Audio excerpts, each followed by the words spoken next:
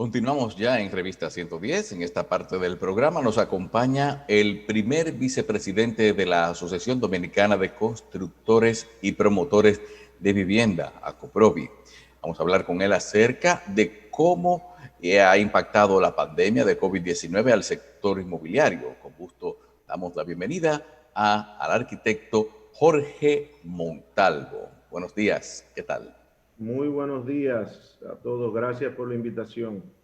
Bien. Arquitecto, la Asociación Dominicana de Constructores, definitivamente, y el sector de la construcción, que no es un sector ajeno a todo lo que está ocurriendo con respecto a la economía y cómo se ha detenido el crecimiento económico en República Dominicana. Un sector que tradicionalmente crece más que los demás, que es el sector de la construcción. Hoy vemos cómo con la pandemia los primeros meses se detuvo y en adición a eso, luego hay apertura, se permite continuar con las construcciones y queremos que usted nos hable de cuál ha sido el impacto de la pandemia, del COVID y de su manejo, las políticas implementadas por nuestros gobernantes para combatir los efectos del COVID en la industria que ustedes representan, y también hablen un poquito de las ventas. Si una cosa es construir y otra vender. Adelante, arquitecto. Sí, muy buenos días. Ciertamente, como usted indica, el sector construcción es uno de los mayores de mayor crecimiento y que aporta al Producto Interno Bruto. De hecho, en el 2019 fuimos el del mayor crecimiento, con un 10.5 del PIB. Y por lo tanto entendemos que será uno de los mayores responsables para ese relanzamiento de la economía vía la construcción de vivienda. Desde el principio de la pandemia, pues la asociación inmediatamente se puso en sesión permanente con su directiva y empezó a hacer las recomendaciones del lugar. Como usted bien indica, hubo una paralización de poco más de 2 meses, en el cual, como dice, estuvimos totalmente paralizados.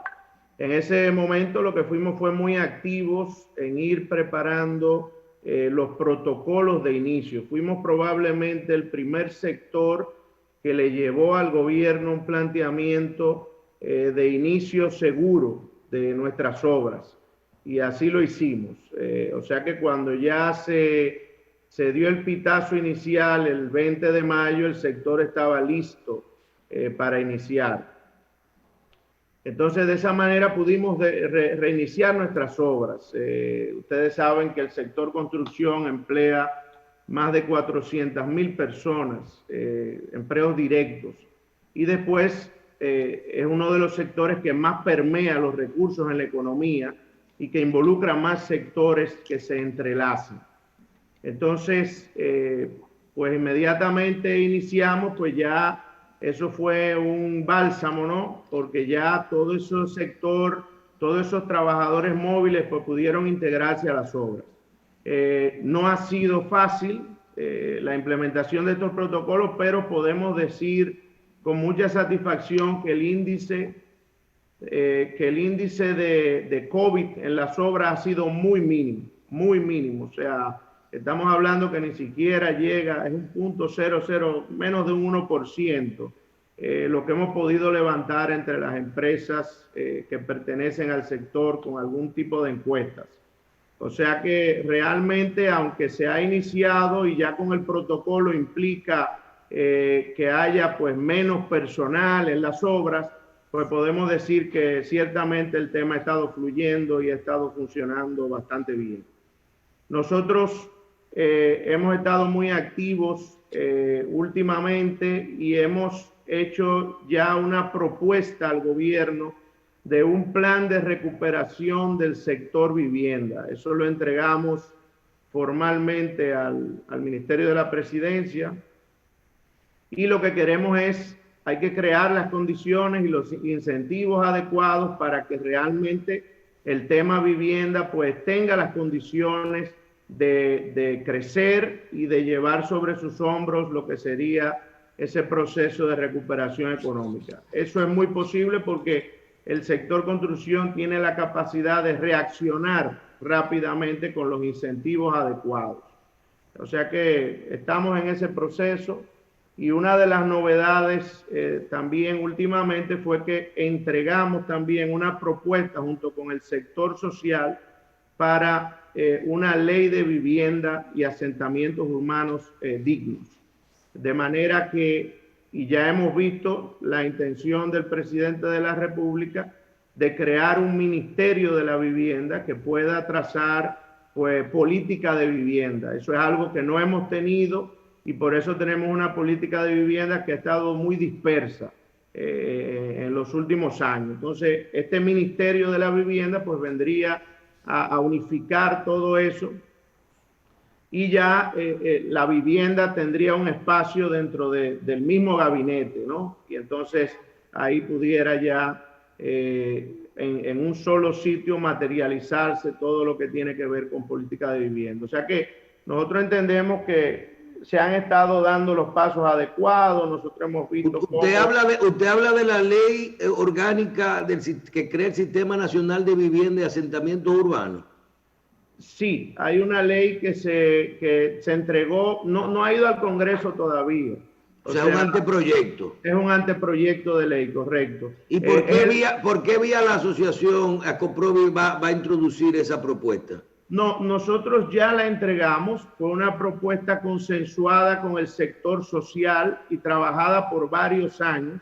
Es la primera vez, yo diría, debe ser de los pocos casos en que el sector privado y el sector social pues trabajan en una propuesta de anteproyecto de ley y que entregamos de manera conjunta en visita al Palacio Nacional y entregada al Ministerio de la Presidencia.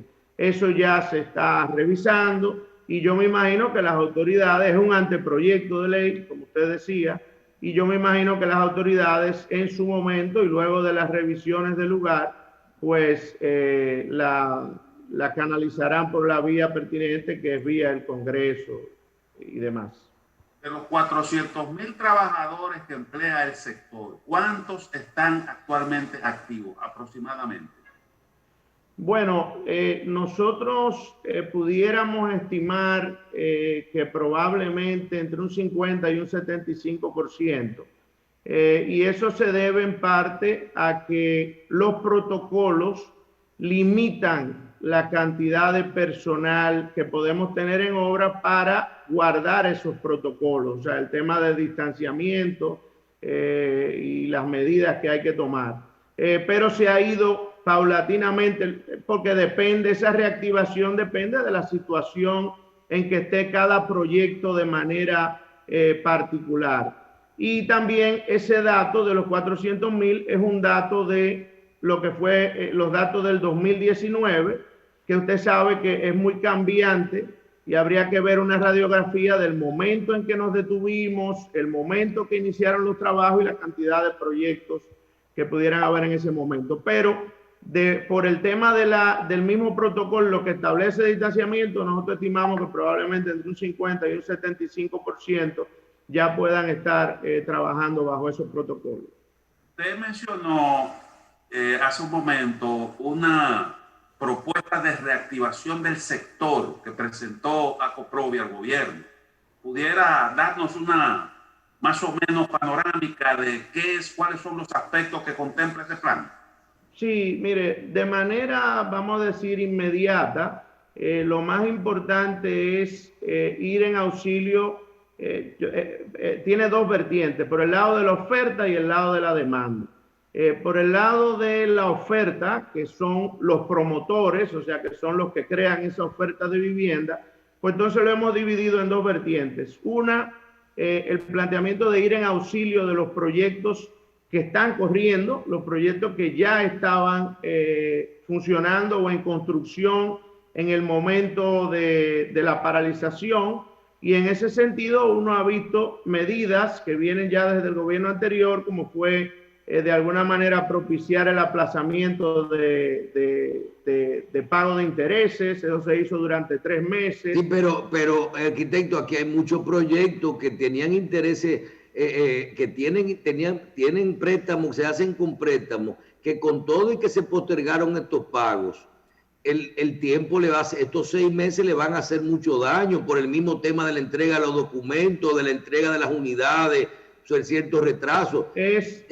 Hay un tema importante ahí con un sector de la construcción. Es correcto, es correcto. Por eso es que otra parte, cuando hablo de salvar los proyectos actuales, pues ciertamente tiene que haber flexibilización. Ya se ha visto, por ejemplo, estas medidas que anunciaron, por ejemplo, la semana pasada el Banco de Reserva en el sentido del refinanciamiento de las pymes, pues entonces ahí entra un poco el sector, ¿no? O sea, de cómo se van a estos financiamientos que había, cómo conseguimos bajas en las tasas de interés que ayuden a esos promotores pues a poder paliar esta situación. O sea, eso es una parte del tema. La otra parte del tema es ir en auxilio de la demanda, ¿no? De que hayan condiciones favorables para que esas personas que pensaban comprar su vivienda pues sigan con ese plan de comprar su vivienda. Y para eso es muy importante el tema de baja tasa de interés, tasa fija varios años, y ya hemos visto cómo con recursos del encaje pues empiezan a dar señales en esa dirección, ¿no? Bien, vamos a ver si podemos lograr conectar de nuevo con el arquitecto Jorge Luis Montalvo, quien es vicepresidente de ACOPROVI en República Dominicana. Sabemos que nacional de construcción de viviendas. Y ahí vemos como hoy en la prensa sale el tema de que se van a trabajar unas 30.000 viviendas. En este caso tenemos poca información porque es una noticia del día de hoy, pero vemos que es un poco más orientado a la reconstrucción. Pero nos alegra pues tener ese tema de que ya hay ese interés en ese relanzamiento y esas 30.000 viviendas, se habla de una inversión de 1.900, bueno, la prensa habla de entre 1.900 y 4.600 millones, como le digo, es una información. Arquitecto, en el esquema que uno ha podido ver de gobierno, se ha hablado mucho de las alianzas público-privadas, se habla mucho de miles y miles de viviendas, y nosotros aplicábamos y decíamos, señores, Ciudad Juan Bosch, aunque ahora tenemos la ley y el reglamento de las alianzas público-privadas, pero Ciudad Juan Bosch es una alianza público-privada. El gobierno da la tierra, hace la infraestructura, hace las áreas comunes, pone la luz, pone el agua, y los constructores cogen un terreno, le descuentan el precio de la tierra, lo construyen y lo venden, y los sistemas financieros lo financian, valga la redundancia. En esta modalidad nueva, tan importante que va a ser para el crecimiento económico y para el desarrollo de la vivienda en República Dominicana, ¿piensa ACOPROVI integrarse con el gobierno en las alianzas público-privadas en algún tipo de sector, de áreas de vivienda? Sí, de hecho, como te comentaba, ya hay un precedente con el tema del proyecto Ciudad Juan Bosch, que es una alianza público-privada. Nosotros la semana pasada fuimos recibidos una comisión de la directiva de ACOPROVI por el señor Sigmund Freud, de alianza público-privada, y ya estuvimos conversando sobre eso.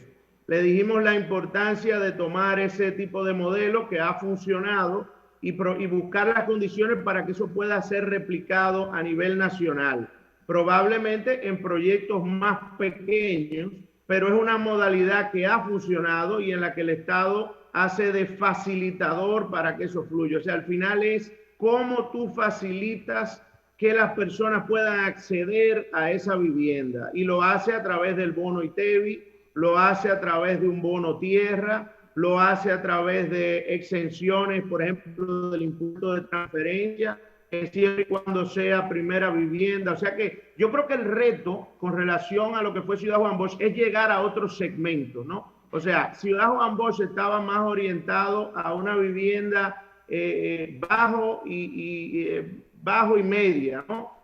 Pero hay que buscar la manera de llegar a un porcentaje muy importante, que es el que puede pagar vivienda de hasta $1 millón de pesos. Ese es un reto importante y nosotros sabemos que con los incentivos adecuados, pues eso se puede conseguir. Ahí hay una brecha, pero con el impulso del Estado eso se puede lograr. O sea, explique eso un poquito, que la gente a veces no entiende. Que a veces no entiende el tema de la vivienda hasta $1 millón de pesos, porque la cantidad de gente que tiene un salario hasta cierto punto, si coge un 20% de su salario para pagarlo de préstamo, no le alcanza para el precio de una vivienda. Explique eso, que correcto. Yo creo que esa es la parte más importante que puede realmente darle la posibilidad vamos a decir, a esos 300,000 dominicanos que quieren una vivienda, que la necesitan, pero que sus ingresos no le dan para pagar un financiamiento. No, pero usted está bastante actualizado, porque nosotros hicimos un estudio de demanda efectiva a final del 2017 y nos arrojó que esa demanda efectiva andaba por los 340,000 hogares, casualmente el número de los 300. Y de esos 300,000 andaba más o menos un 34% que la demanda efectiva es quien quiere y puede comprar una vivienda.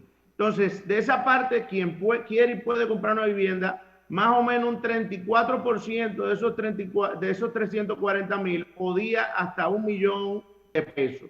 Entonces, como usted bien dice, o sea, eso ahí se calcula ese inicial que la persona va a dar, que es un 20%, y luego el 80% financiado, con cuánto le da para que pueda enfrentar esa cuota. Y también el otro tema es el costo. O sea, esa necesidad de vivienda es una vivienda, en casi todos los casos, necesita 3 habitaciones. O sea, son familias consolidadas y tiene una limitación en el metraje y en el tamaño que puede construir. Entonces, muchas veces esa vivienda de 6 metros, que puede ser tal vez el mínimo para 3 habitaciones, te pasa y te llega al 1.300.000. ¿Cómo agarrar esos 300,000 pesos y reducirlo para que a la persona le llegue en $1 millón de pesos? Y ahí entra el tema de, como decía, el bono ITEVI, el bono tierra, que ya, por ejemplo, si ese $1 millón de pesos, tú tienes que el bono ITEVI son un 8%, ya esa persona tiene que buscar 80,000 pesos menos. Si tú, por ejemplo, le das un bono tierra, porque es un proyecto en el que el Estado fue que aportó la tierra. De 50,000. Ahí le mete 50,000, ya va por 120. Entonces, ahí viene la creatividad de cómo cerrar esa brecha. Nosotros, por ejemplo, hemos planteado que en otros países ya está funcionando, por ejemplo, en Perú, el tema de que inclusive llegar a la posibilidad de que por los fondos de pensiones, las AFP, de manera individualizada, una persona pudiera acceder por lo menos al 20% de sus fondos si es para comprar una primera vivienda. Entonces ya ahí, por ejemplo, si esa persona pudiera acceder a esos recursos, ese es un porcentaje adicional que en algunos casos pudieran ser 80, 100,000 pesos más. Entonces, esas son las fórmulas en que se va cerrando esa brecha para que realmente el $1 millón de pesos sea una cifra factible para hacer proyectos. El sector privado, sin incentivos de ningún tipo y sin esas medidas que puede incentivar el gobierno, hasta ahora no ha tenido la posibilidad de llegar. Pero entendemos que esas son, como le digo, ahí está la parte creativa de cómo buscar la manera en que se pueda acceder a esa vivienda y podamos desarrollar ese tipo de productos. Y luego ya uno tiene esa vivienda del $1 millón a los 4 millones de pesos, que sí está más trabajada y representa el 50 y pico % de esa demanda efectiva, y que sí, ustedes ven con los proyectos de bajo costo, el mismo Ciudad Juan Bosch y otros proyectos.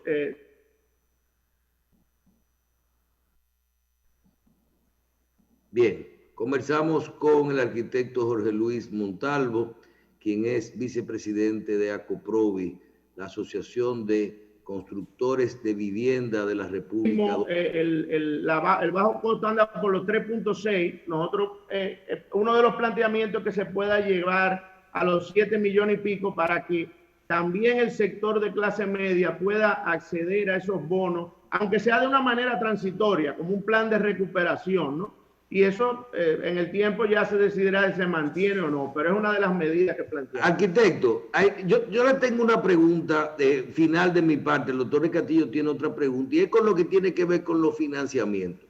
Cuando usted mencionamos Ciudad Juan Bosch, nosotros vimos que al principio de Ciudad Juan Bosch había unos 20.000 millones de pesos o una suma similar que se aprobó, creo que al 8 o al 9% fijo a 20 años para quien comprara una vivienda. Y yo dije, señores, matemáticamente eso tiene sentido. Hoy tenemos, después con la pandemia, ese dinero se acabó y después no había cómo después tú tenías que coger dinero al 9, al 11, al 10 y que no era fijo y todo eso. Y eso realmente disminuyó un poquito la confianza, no el mercado en Ciudad Juan Bosch, por ejemplo, porque la gente decía, si la tasa de interés es la misma de otro proyecto, en otro lugar yo ya voy a elegir un poquito, entonces no representaban tanto los bonos, porque los otros proyectos también tienen los bajos costos, el proyecto de bajo costo es hasta 3,5 millones y el bono ITEVI lo tiene todo el mundo, lo único que no tenía era el bono tierra y la tasa de interés. Le hago el recuento, porque luego hemos obligado con mucho dinero para activar la economía, 30.000, 60.000 bonos y eso. Ahora se habla de 8% para reestructurar préstamos y todo eso. ¿Hay posibilidad de que se inyecte a la economía o se autorice una suma de dinero fija al 8% para adquisición de viviendas, ya que es una garantía tan sólida que representa un inmueble y es un producto tan segmentado de la cartera, cuando son mucha gente que no hay mucho riesgo en un solo sitio? Le pregunto, ¿hay posibilidad de que el sector pueda conseguir una suma similar a largo plazo con tasas de interés de un 8% fijo para los clientes? Y otra cosa, vivimos en el único país del mundo donde al que compra la vivienda se lo prestamos al 8 y al 9, y al que construye se lo prestamos al 14 y al 18. De que nosotros esos préstamos transitorios de construcción, de los fideicomisos y de todo eso pudieran entrar con ciertas facilidades para incentivar estos proyectos, aunque sea en los 2 años de la construcción. Mire, eso es totalmente así. O sea, de hecho, para completar la idea, con el mismo tema de Ciudad Juan Bosch, al mismo tiempo que se establecían esos montos a largo plazo para los compradores, en un inicio también había para los promotores y había la posibilidad, porque se quería incentivar que promotores de carácter privado fueran al proyecto, como de hecho sucedió, invirtieran ahí, y había facilidades de hasta un 6% para los promotores. Eso era un círculo virtuoso, porque ese mismo dinero que se le prestaba a los promotores era el que luego se desmontaba a largo plazo con los compradores. Y esto hizo que muchísimos bancos que tal vez tenían vocación de prestar a promotores y no...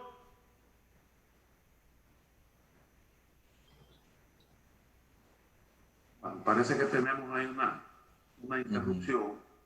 Vamos a... Hay problema de conexión de...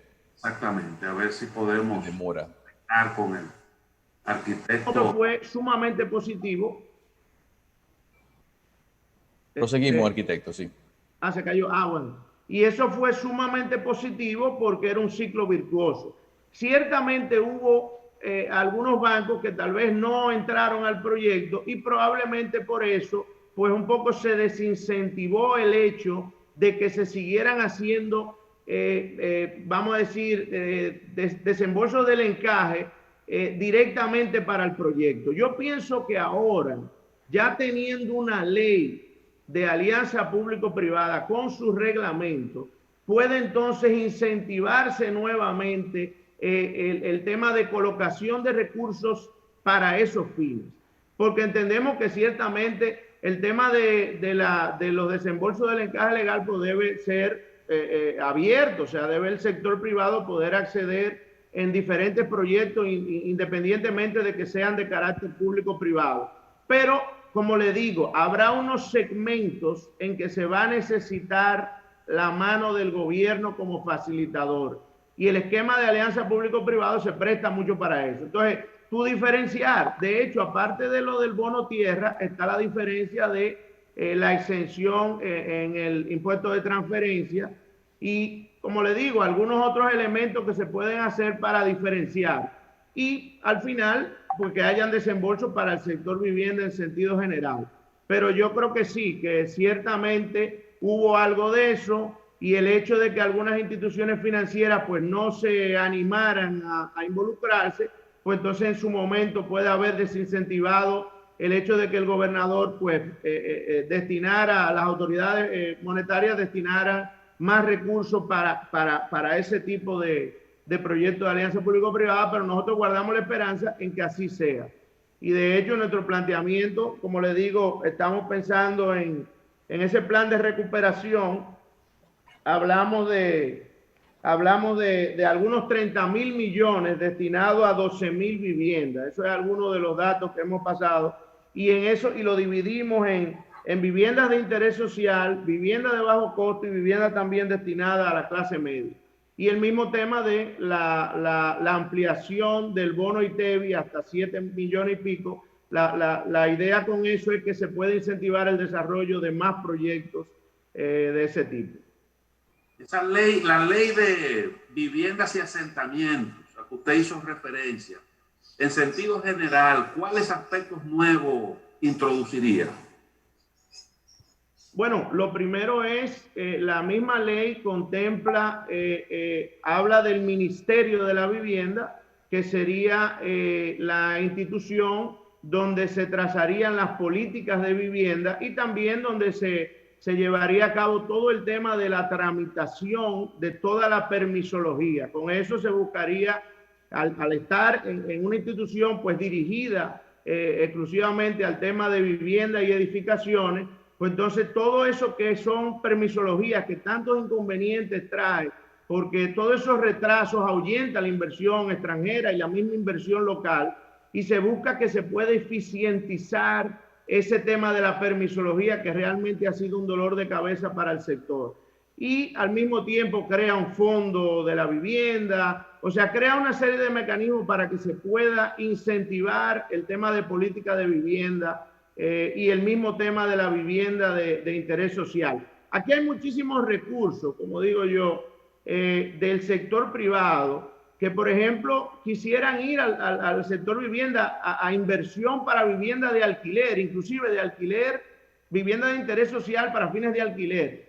Y no lo hacen porque no hay la seguridad jurídica. Por eso también planteamos que aparte de la ley de vivienda, pues una readecuación o una buena ley de alquileres serviría para... Usted lo que habla de una vivienda social es que personas, en vez de poner un dinero a plazo fijo, construyan. Yo voy a hacer un edificio de 24 apartamenticos para yo alquilarlo a 6.000 pesos mensuales, y ese dinero me debe por lo menos representar lo mismo que yo me da en el banco a plazo fijo. Correcto, o sea que los fondos... Eso es usarlo como negocio para alquilar. Claro, o sea, tiene que ser. Eso y todavía aquí siguen los problemas, arquitecto, de la desconfianza con la gente de alquilar una propiedad y que después la gente no se sale. Claro que sí, ese es uno de los grandes problemas. Por eso los fondos de inversión que usted ve de carácter inmobiliario, fíjese que se enfocan en proyectos normalmente comerciales y de alta gama, porque entienden que ahí es donde tienen seguridad jurídica, porque le van a alquilar a multinacionales y todo ese tema, y no se han volcado a la inversión en vivienda para alquiler. Y nosotros tenemos que poder motivar esto, o sea, tenemos que poder motivar que el sector privado lleve recursos a ese segmento, porque lo de la vivienda digna es un sueño de todos los dominicanos, pero debe ser una vivienda digna que tú de repente en un momento no puedes comprar y vas a tener que alquilar esa vivienda digna.